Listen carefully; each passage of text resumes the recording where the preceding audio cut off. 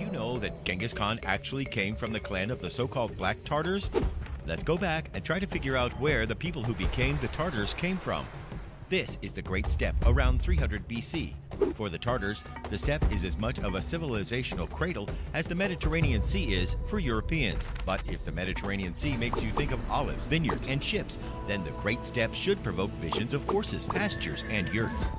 The Chinese divided the Tartars into three types: white Tartars, farmers living immediately beyond the Great Wall of China; black Tartars, nomads living in present-day Mongolia; and wild Tartars living without khans in the forests of South Siberia, governed by chiefs and shamans.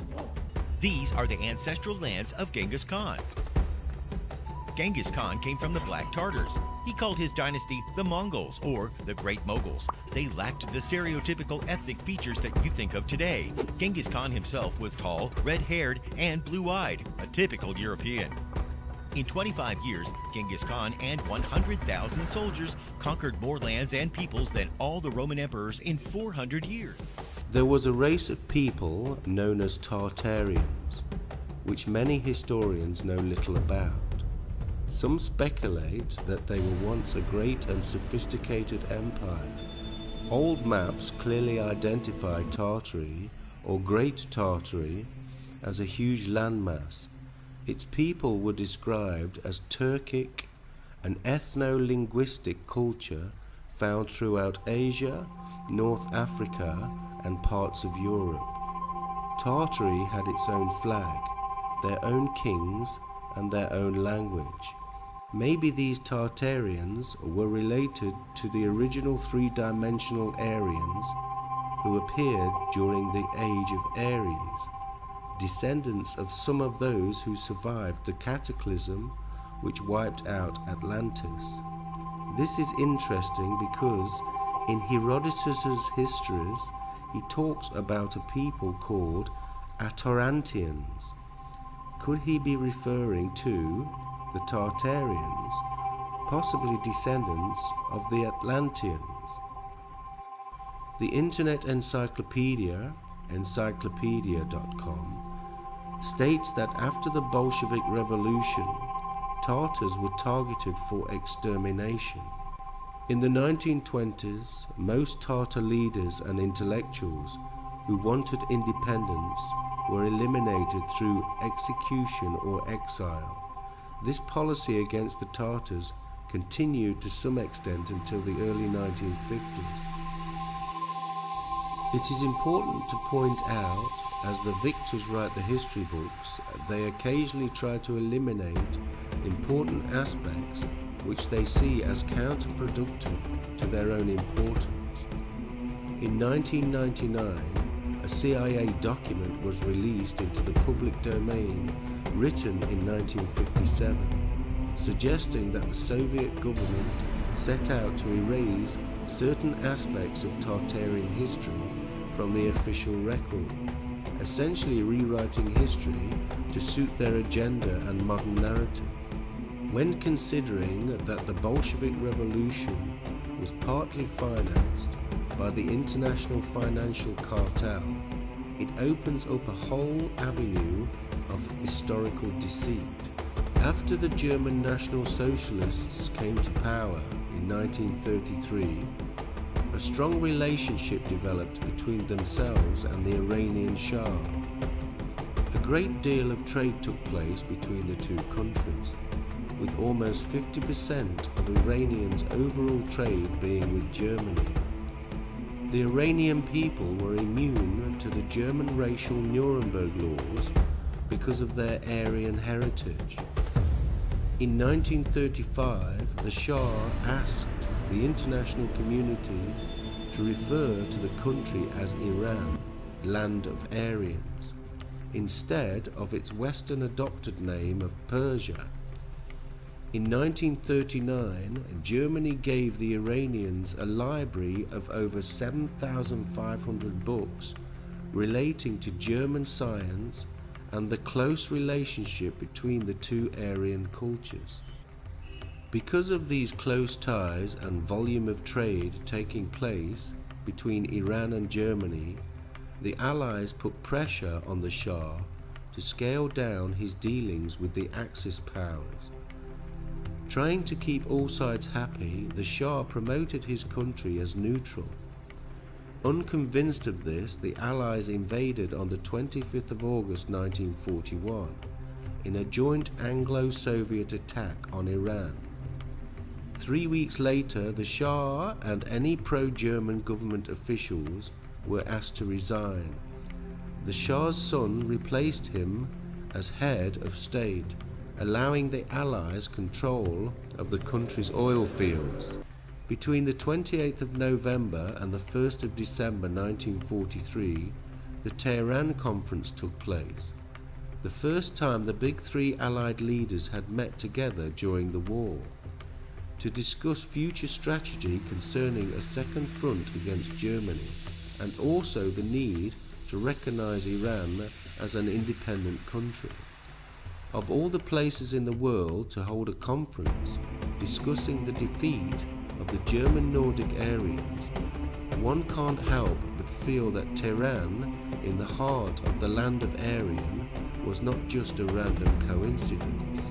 Although the United Nations debate on the race issue and its origins was settled in 1950, concluding we are all from the same species, and as Europe and Western sovereign nations undergo the controlled demolition of its individual sovereign nations, one can't help but speculate as to who will next be eliminated from the history book. Nomads invented the stirrup and were the first to put on pants and sit in the saddle. The European fashion of wearing trousers came from the Huns. Nomadic weapons included the saber and bow and arrows. A saber is lighter than a knight's sword. With one swing of its blade, a nomad standing in the stirrup could easily cut down his enemy. A nomad's wife could assemble a yurt in 2 hours and tear it down in 30 minutes. In the winter, the yurt was warm, and in the summer, it kept cool. Large yurts were put on carts and hauled by buffalo. From a distance, they looked like a city moving along the steppe. The dome of the Khan's yurt was covered with gold. The Khan's headquarters was known as the Golden Horde. In Europe, they became known as the Huns. In the 4th century, the Huns united under Attila, invading Europe and conquering territory from present-day Chelyabinsk to Munich, simultaneously prompting the Great Migration of Nations. Attila's luck ran out fighting the Goths in the Battle of the Catalonian Plains. Many of his people then settled in Crimea. One can still find traces of the Huns in the genes of Bavarian barons. Attila was preparing to settle in the territory of present-day Hungary and rule his empire from there, but his young wife poisoned him. After Attila's death, the alliance of the Huns disintegrated. In the 6th century, the Turks grew in strength, having learned how to forge incredibly strong sabers thanks to their unique method of melting ore at a temperature of 1400 degrees. The Turks created the Turkic Khaganate. Over the course of a century, they conquered the lands along the Silk Road, bringing all international trade under their control. Turkic language and culture spread alongside gold, silver, furs, spices, and silks traveling on camel caravans. Beginning in 522, the Turks began using runic writing. They read in columns, like on this epitaph, carved in stone in honor of the Prince Kultigin of the Second Turkic Khaganate. The Turkic Khaganate began diplomatic relations with the Chinese, who wrote the first accounts of the Tartars. In the 6th century, the Turkic Khaganate weakened and split into Western and Eastern Khaganates. In the east, the Kimak and Kipchak tribes founded the Kimak Khanate. In the west, Bulgar tribes established Great Bulgaria, led by Kubrat Khan in the Black Sea region. Great Bulgaria lasted only 50 years. Asparuch, Kubrat's third son, went to the lower Danube and there formed the Danube Bulgaria with its capital in Pliska.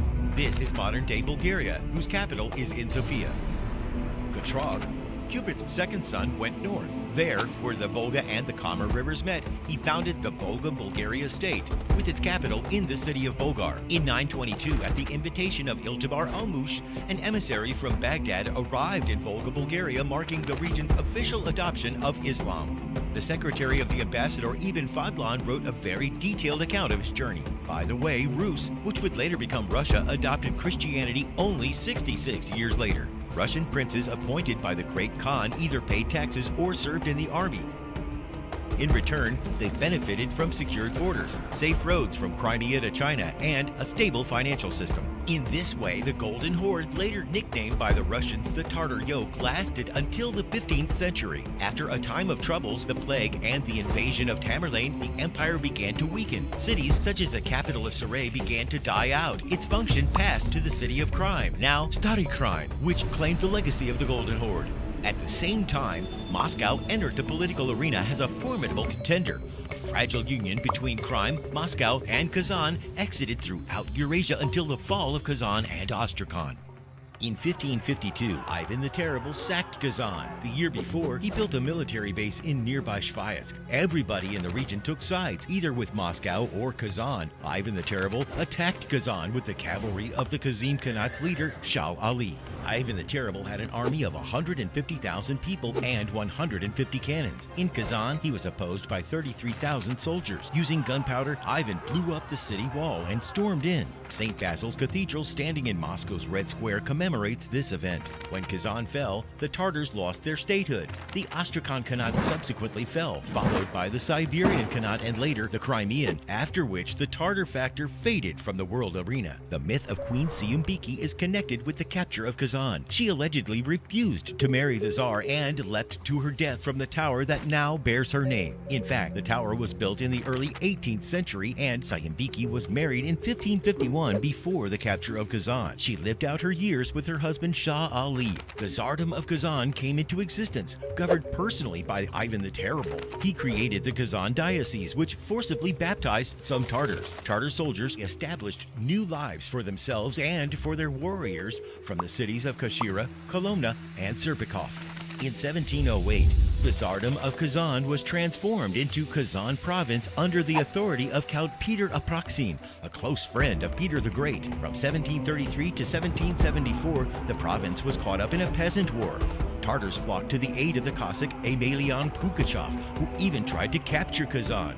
In the 18th century, the era of capitalism, Tartar elite became successful businessmen and industrialists, making leather, soap, textiles, and paper sold throughout Russia, China, and Central Asia. The most successful brands included Arsk fabric, which accounted for about 50% of the Russian market. The Apanyov, Uzyanov, Azimov, Barnayev, Guzmanov families got richer, but they also took care of their people, building mosques, schools, and places for public leisure that remain today.